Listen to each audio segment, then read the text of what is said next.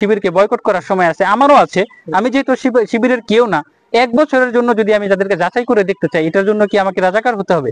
আমাকে আপনি বলবেন যে ভাই আপনি শিবিরের দালাল, আপনাকে জামায়াতে ইসলাম কত টাকা দিয়েছে? ভাই আজকে আমি এখানে দাঁড়িয়ে আছি, 5 মিনিট পরে আমার হলে ফিরতে পারবো কিনা ঠিক নাই। আমাকে যদি লক্ষ কোটি টাকাও দেয়, নিশ্চয়ই আমি টাকা নিয়ে পৃথিবী থেকে বিদায় নিতে পারবো না। তাহলে এই ধরনের উল্টাপাল্টা কথা বলা ঠিক না। হয় তার ভালো লাগলে সে ভালোটা বলবে, না লাগলে সে এড়িয়ে যাবে।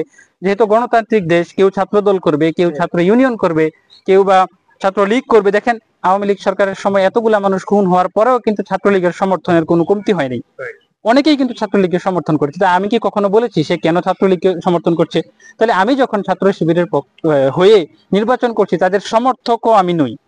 ব্যক্তিগতভাবে জায়গা থেকে সমর্থন করি, ঠিক আছে, সেটা আলাদা ব্যাপার। কিন্তু আপনি দেখেন কাগজে কলমে তো একটা সম্পৃক্ততার ব্যাপার থাকে, সেটাও কিন্তু নেই। RICL TMX, যুগের পর যুগ স্থাপনা থাকে মজবুত। তখনও যদি আপনি আমাকে বলেন যে না ভাই আপনি রাজাকার, আপনি এই সেই আলবদল আল শামস, তাহলে এটাতে আসলে কোনো প্রশ্নের উত্তর আছে? উত্তরই নাই। যেটাতে আপনি প্রশ্ন করলে আসলে উত্তর পাবেন না, সেই প্রশ্নেরও কোনো মূল্য নাই। যেহেতু এটা ইসলামিক, হ্যাঁ ইসলামিক একটা ছাত্র সংগঠন, ইসলামী ছাত্র শিবিরের এখানে নামই আছে।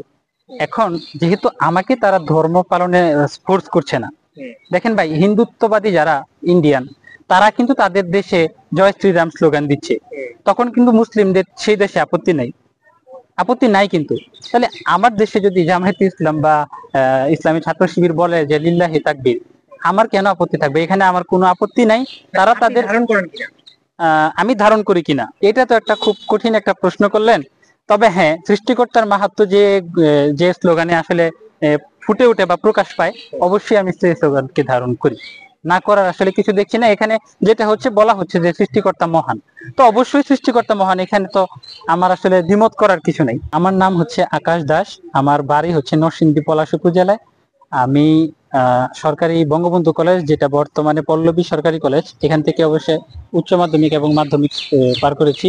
এখন চট্টগ্রাম বিশ্ববিদ্যালয়ের সমাজতত্ত্ব বিভাগে অধ্যয়নরত আছি, আর আমার সেশনটা হচ্ছে 21-22। কোন প্যানেল নির্বাচন?